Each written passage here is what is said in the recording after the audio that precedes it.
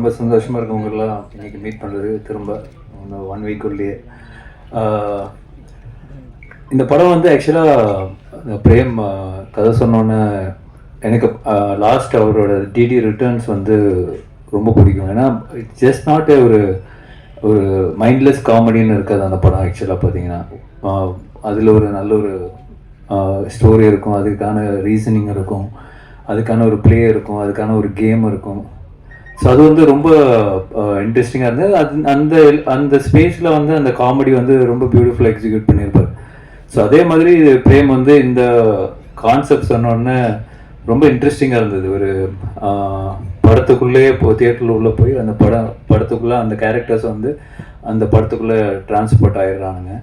So அது வந்து ரொம்ப ஒரு நாவல் ஐடியா, ஒரு இன்ட்ரெஸ்டிங்கான ஐடியா. இதில் எப்படி ஒரு காமெடியும் சரி, அதில் ஹாரர் எலிமெண்ட் எப்படி கொண்டு வர போகிறாருன்னு ரொம்ப ஆர்வமாக இருந்தேன். பட் அந்த லைன் ஐடியா சொன்னதுக்கப்புறம் நான் அவர்கிட்ட சொன்னது, நீ கரெக்டாக பண்ணிட்டேன்னா இது சூப்பராக இருக்கும் ஃபில்ம் அப்படின்னு. ஸோ கம்ப்ளீட்டாக பண்ணி முடிச்ச உடனே really like it. Santhanam sir கேட்ட உடனே அவருக்கும் ரொம்ப பிடிச்சிருந்தது.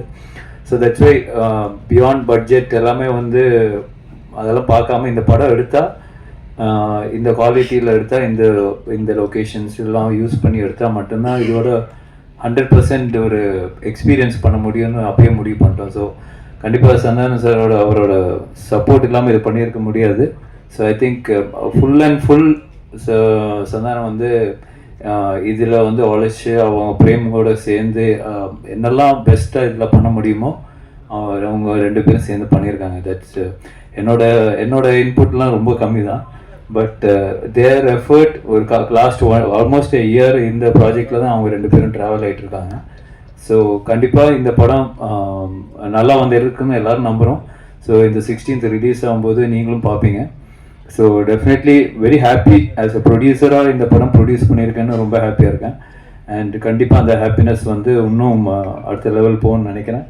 டெஃபினெட்லி இது மிகப்பெரிய சக்ஸஸ் ஆனால் இதோட நெக்ஸ்ட் லெவல் 2 கண்டிப்பாக சேர்ந்து பண்ணுவோம். So definitely looking forward to it. Very positive about this project, அதுதான் சொல்லுவேன். So thank you so much.